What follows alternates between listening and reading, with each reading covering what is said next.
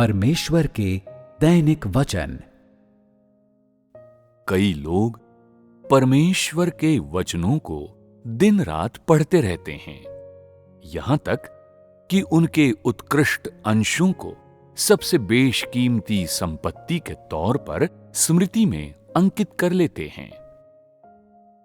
इतना ही नहीं, वे जगह जगह परमेश्वर के वचनों का प्रचार करते हैं और दूसरों को भी परमेश्वर के वचनों की आपूर्ति करके उनकी सहायता करते हैं। वे सोचते हैं कि ऐसा करना परमेश्वर की गवाही देना है, उसके वचनों की गवाही देना है। ऐसा करना परमेश्वर के मार्ग का पालन करना है। वे सोचते हैं कि ऐसा करना परमेश्वर के वचनों के अनुसार जीना है। ऐसा करना उसके वचनों को अपने जीवन में लागू करना है। ऐसा करना उन्हें परमेश्वर की सराहना प्राप्त करने,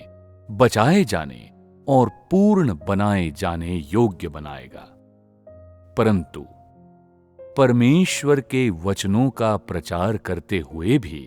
वे कभी परमेश्वर के वचनों पर खुद अमल नहीं करते या परमेश्वर के वचनों में जो प्रकाशित किया गया है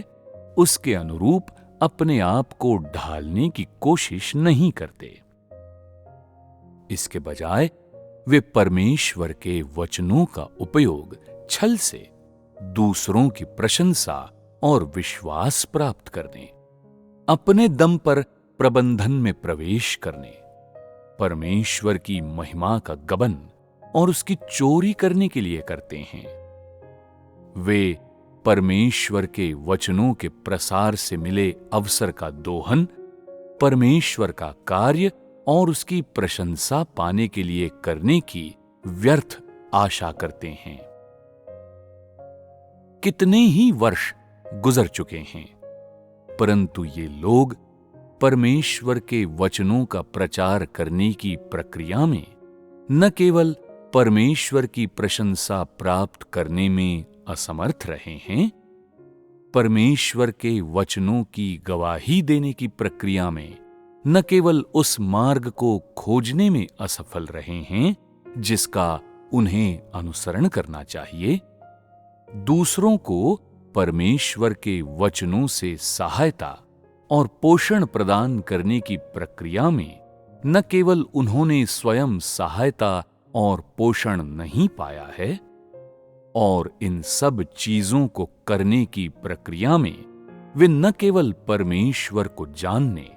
या परमेश्वर के प्रति स्वयं में वास्तविक श्रद्धा जगाने में असमर्थ रहे हैं,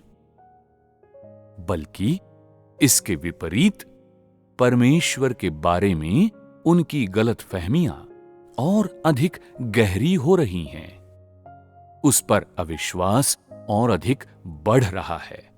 और उसके बारे में उनकी कल्पनाएं और अधिक अतिशयोक्ति पूर्ण होती जा रही हैं। परमेश्वर के वचनों के बारे में अपने सिद्धांतों से आपूर्ति और निर्देशन पाकर वे ऐसे प्रतीत होते हैं मानो वे बिल्कुल मनोनुकूल परिस्थिति में हो, मानो वे अपने कौशल का सरलता से इस्तेमाल कर रहे हों, मानो उन्होंने अपने जीवन का उद्देश्य, अपना लक्ष्य प्राप्त कर लिया हो, और मानो उन्होंने एक नया जीवन जीत लिया हो और वे बचा लिए गए हों, मानो परमेश्वर के वचनों को धारा प्रवाह बोलने से उन्होंने सत्य प्राप्त कर लिया हो, परमेश्वर के इरादे समझ लिए हों और परमेश्वर को जानने का मार्ग खोज लिया हो, मानो परमेश्वर के वचनों का प्रचार करने की प्रक्रिया में वे अक्सर परमेश्वर से रूबरू होते हों। साथ ही अक्सर वे द्रवित होकर बार बार रोते हैं और बहुधा परमेश्वर के वचनों में परमेश्वर की अगुवाई प्राप्त करते हुए वे उसकी गंभीर परवाह और उदार मंतव्य समझते प्रतीत होते हैं, और साथ ही लगता है कि उन्होंने मनुष्य के लिए परमेश्वर के उद्धार और उसके प्रबंधन को भी जान लिया है, उसके सार को भी जान लिया है और उसके धार्मिक स्वभाव को भी समझ लिया है। इस नींव के आधार पर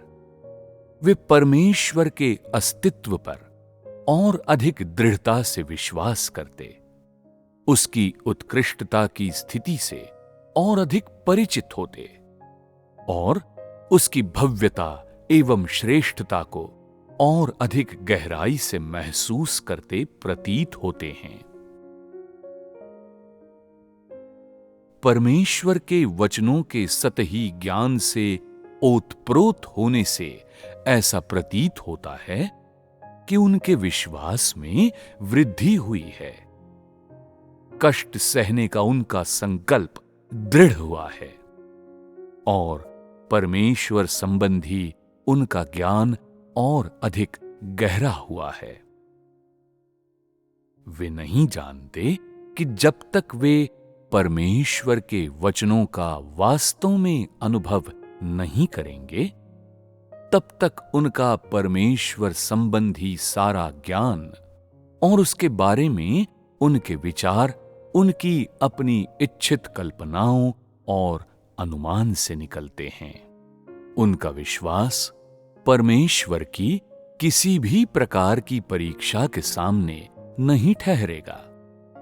उनकी तथाकथित आध्यात्मिकता और उनका आध्यात्मिक कद परमेश्वर के किसी भी परीक्षण या निरीक्षण के तहत बिल्कुल नहीं ठहरेगी। उनका संकल्प रेत पर बने हुए महल से अधिक कुछ नहीं है और उनका परमेश्वर संबंधी तथाकथित ज्ञान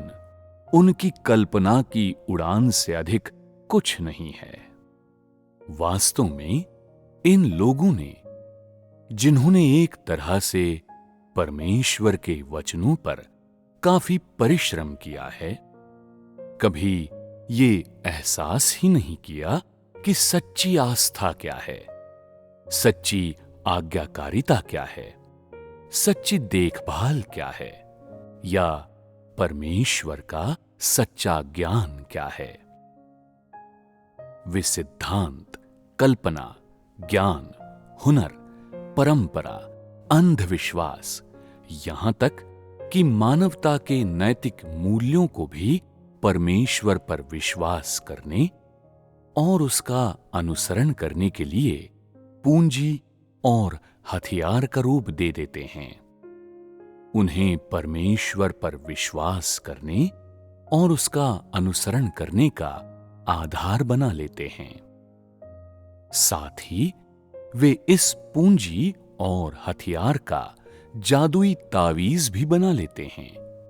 और उसके माध्यम से परमेश्वर को जानते हैं और उसके निरीक्षणों, परीक्षणों, ताड़ना और न्याय का सामना करते हैं। अंत में जो कुछ वे प्राप्त करते हैं, उसमें फिर भी परमेश्वर के बारे में धार्मिक संकेतार्थों और सामंती अंधविश्वासों से ओतप्रोत निष्कर्षों से अधिक कुछ नहीं होता, जो हर तरह से रोमानी, विकृत और रहस्यमय होता है। परमेश्वर को जानने और उसे परिभाषित करने का उनका तरीका उन्हीं लोगों के सांचे में ढला होता है जो केवल ऊपर स्वर्ग में या आसमान में किसी वृद्ध के होने में विश्वास करते हैं, जबकि परमेश्वर की वास्तविकता, उसका सार, उसका स्वभाव, उसका स्वरूप और अस्तित्व आदि, वो सब जो वास्तविक स्वयं परमेश्वर से संबंध रखता है, ऐसी चीजें हैं जिन्हें समझने में उनका ज्ञान विफल रहा है, जिनसे उनके ज्ञान का पूरी तरह से संबंध विच्छेद हो गया है। यहां तक कि वे इतने अलग हैं जितने उत्तरी और दक्षिणी ध्रुव। इस तरह हालांकि वे लोग परमेश्वर के वचनों की आपूर्ति और पोषण में जीते हैं, फिर भी वे परमेश्वर का भय मानने और बुराई से दूर रहने के मार्ग पर सचमुच चलने में असमर्थ हैं। इसका वास्तविक कारण यह है कि वे कभी भी परमेश्वर से परिचित नहीं हुए हैं, न ही उन्होंने उसके साथ कभी वास्तविक संपर्क या समागम किया है। अतः उनके लिए परमेश्वर के साथ पारस्परिक समझ पर पहुंचना या अपने भीतर परमेश्वर के प्रति सच्चा विश्वास पैदा कर पाना, उसका सच्चा अनुसरण या उसकी सच्ची आराधना जागृत कर पाना असंभव है। इस परिप्रेक्ष्य और दृष्टिकोण ने कि उन्हें इस प्रकार परमेश्वर के वचनों को देखना चाहिए, उन्हें इस प्रकार परमेश्वर को देखना चाहिए, उन्हें अनंत काल तक अपने प्रयासों में खाली हाथ लौटने और परमेश्वर का भय मानने तथा बुराई से दूर रहने के मार्ग पर न चल पाने के लिए अभिशप्त कर दिया है। जिस लक्ष्य को वे साध रहे हैं और जिस ओर वे जा रहे हैं, वो प्रदर्शित करता है कि अनंत काल से वे परमेश्वर के शत्रु हैं और अनंत काल तक वे कभी उद्धार प्राप्त नहीं कर सकेंगे।